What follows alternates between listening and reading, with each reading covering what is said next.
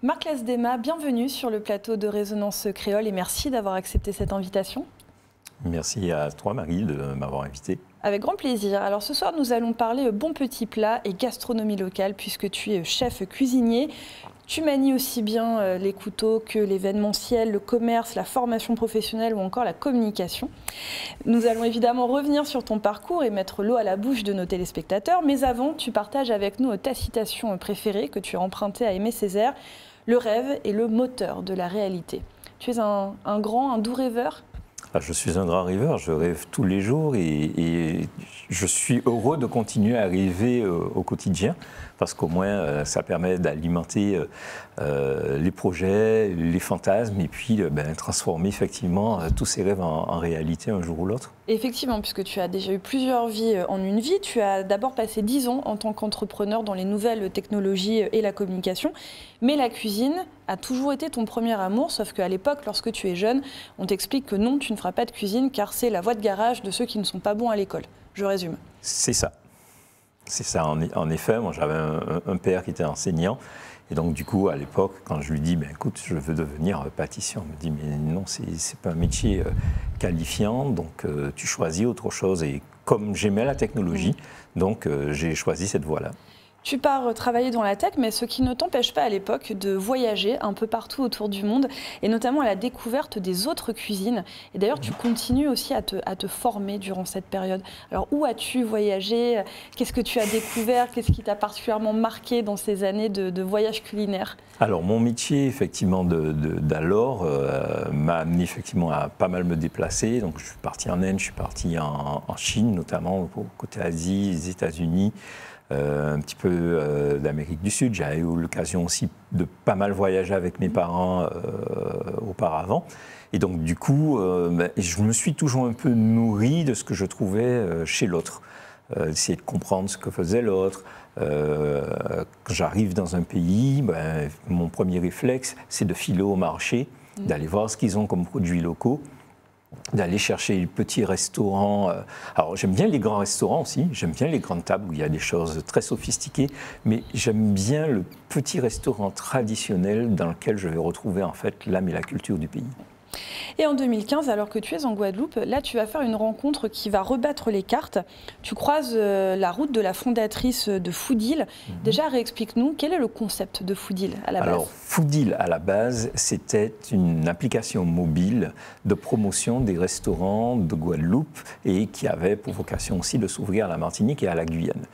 Et donc, quand je rencontre Jessica à l'époque, elle me dit, écoute, ça ne marche pas, on va fermer. Les affaires ne sont pas florissantes. Les affaires ne sont pas florissantes. Et je lui dis, mais non, on va trouver le moyen de sauver le soldat Foodil. Et c'est ce qui se fait, en fait, où je lui propose donc de lancer des ateliers culinaires. Et là, c'est immédiatement le succès? Alors, ce n'est pas immédiatement le succès, parce que je me souviens très bien du premier cours qu'on a fait, on avait un élève. D'accord. Du coup, ça a été un cours privilégié pour cet élève. Et qui n'est même pas venu d'ailleurs. Ah d'accord. Il n'est même pas venu, c'est-à-dire que c'était un cours enfant. On a eu la mère au téléphone une demi-heure avant, nous disant on est en route et on n'a jamais vu personne. Mais depuis, ça a quand même pris son essor et vous avez d'ailleurs fait de ces ateliers un véritable laboratoire aussi de saveurs caribéennes, on peut le dire? Oui, tout à fait. Oui. Donc ça a très bien pris. C'est devenu un rendez-vous récurrent puisqu'on avait des ateliers 2 fois par semaine, le mercredi et le samedi. Et avec, j'imagine, une cuisine qui est composée donc autour des saveurs de la Caraïbe, de la cuisine fusion. Ça c'est un terme qui revient souvent. Alors fusion, pas forcément, mais oui, il y avait un petit peu de ça. On a à la fois des ateliers qui sont des ateliers très axés sur la cuisine traditionnelle. Et puis on a effectivement des ateliers qui sont un petit peu plus évolutifs dans leur composition. Tu te définis comme un hacker culinaire. J'aimerais que tu nous expliques, justement, que tu nous donnes ta définition de ce terme. Alors, hacker culinaire, alors pourquoi? Parce qu'au début, je voulais pas le titre de chef.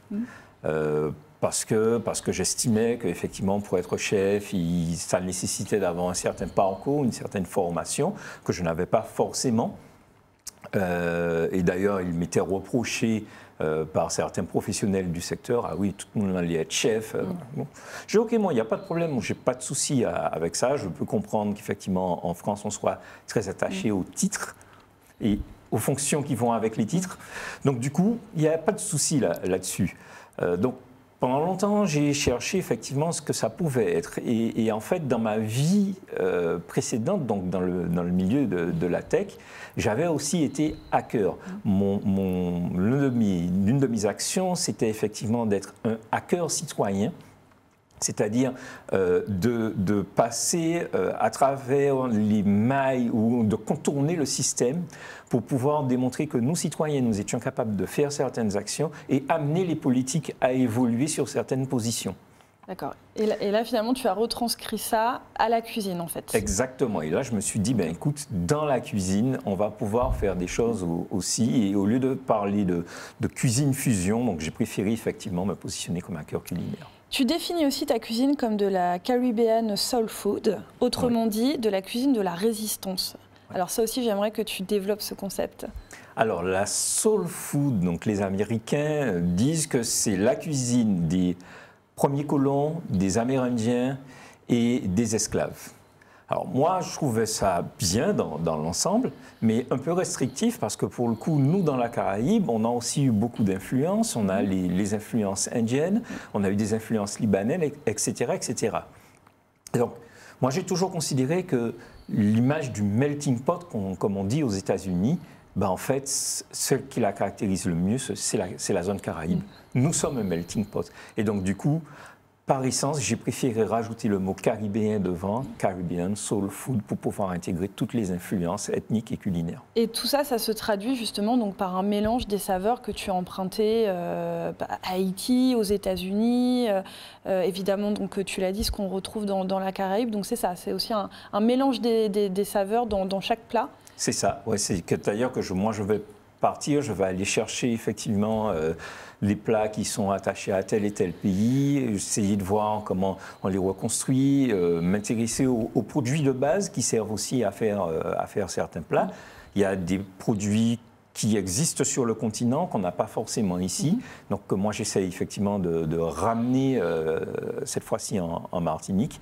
Et c'est ce qui me permet aujourd'hui, par exemple, dans mes établissements, d'avoir une logique de ferme et de restaurant. Alors, c'est ce que j'allais dire, parce que ta cuisine valorise aussi les produits locaux et les circuits courts, voire très courts.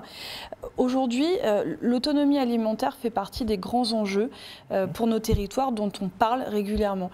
Où en sommes-nous ?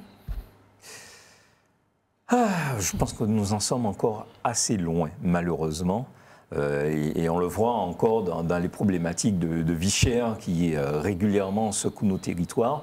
On se rend compte qu'on est encore dans une logique de forte importation. On est aussi également sur des logiques où il y a très peu de choix variétal. On a 1, 2 variétés de tomates alors qu'on pourrait en avoir plus. Et on le voit sur le temps, en fait, les variétés disparaissent peu à peu pour pouvoir arriver finalement à une sorte de lissage, de normalisation de l'alimentation. Et moi, je vais totalement, justement, à contrario de tout ça. À l'encontre de ça. Alors justement, ton nouveau projet concerne ta Martinique natale, l'ouverture d'un nouvel établissement à Saint-Joseph, d'ailleurs directement sur l'exploitation qui va te fournir une partie de la matière première, j'imagine bien. À quoi va ressembler la carte ? Alors, à quoi va ressembler la carte ? Alors, je t'avoue que tous les jours, j'y pense. Il y a des choses que j'écris. Alors, à la base, on a fait un choix. On s'est dit, OK, bon, on va partir sur des plantes qu'on trouve ici, qu'on trouve dans le reste de la Caraïbe, qu'on trouve en Amérique du Sud, qu'on trouve en Amérique du Nord. Donc, ça a été aussi un vrai travail de recherche là-dessus. On a des plantes qui viennent d'Asie pour certaines, d'Océanie, d'Europe, d'Afrique. Et avec tout ça, on a à peu près 250 variétés. Et tout ça, ça va bien pousser chez nous ? Et tout ça devrait bien pousser chez nous. Donc voilà, donc il y a des plantes qui vont demander pour certaines un petit peu plus d'acclimatation. Mais on a essayé de choisir effectivement une majorité de plantes qui viennent en tous les cas de la zone Amérique déjà. Donc effectivement, avec un bassin climatique qui soit à peu près déjà correct. Donc ce sera une cuisine assez végétale? Ça sera une cuisine qui sera végétale, qui sera animale également. L'idée, c'est aussi de valoriser ce qu'on trouve dans nos mers. C'est aussi de valoriser ce que font certains éleveurs ici et qui font effectivement de très belles bêtes, dont par exemple le mouton de Martinique. Oui. Voilà, c'est de travailler aussi sur des choses comme les miels. On a un choix de miel qui est relativement important en Martinique. On ne trouve qu'un type de miel en grande surface, qui est le millefleur, alors qu'on a à peu près une trentaine de miels différents qui sont produits sur l'île. La France est l'un, pour pas dire le pays quand même de la gastronomie par excellence. Aujourd'hui, est-ce que tu dirais que la cuisine caribéenne a trouvé toute sa place et toute sa reconnaissance? Pas encore. Pas encore? Non, non, pas encore. Et c'est assez rigolo, moi, ce que je vois aujourd'hui au niveau de l'Hexagone, c'est une mise en avant très forte de la cuisine africaine. Les restaurants africains ouvrent avec des concepts qui sont divers et variés et ils font un tabac. Et on reste encore très, très, très timide, nous, sur notre restauration et sur la façon de la valoriser. Et quand tu dis nous, tu parles des chefs? Je dis nous, je parle des chefs, je dis nous en tant qu'antillais. Alors, tu as souhaité ouvrir une fenêtre sur Jocelyne Berroir, ton artiste préféré. Quelques notes derrière nous du morceau Vini Serré. On va les entendre. Pourquoi tu as choisi ce morceau-là en particulier? Alors, ce morceau-là en particulier, déjà parce que je suis papa et que effectivement à la naissance de mon premier enfant, ça avait été effectivement cette angoisse de se dire ok, est-ce que je pense que c'est la crainte de tout parent. Et puis aujourd'hui j'ai un deuxième petit garçon qui a 4 ans, qui est drépanocytaire et clairement c'est un morceau qui fait totalement résonance à ma situation de père et d'aidant. C'est ton hymne de papa. Exactement. Dernière question, Marc, quand pourra-t-on venir déguster tes nouvelles créations à Saint-Joseph? Alors nous devrions commencer à recevoir du public à partir du début de l'année prochaine. Très bien. Eh ben, merci infiniment Marc Lesdema d'être venu sur ce plateau aussi, de nous faire découvrir un petit peu plus de ton univers. Merci d'avoir répondu à nos questions. Merci Marie. Et merci à vous, chers téléspectateurs, de nous avoir accompagnés. Je vous souhaite évidemment bon appétit si vous êtes à table ou si vous allez y passer. Et je vous donne déjà rendez-vous pour demain afin d'ouvrir ensemble une nouvelle page dédiée à la culture. Soyez au rendez-vous.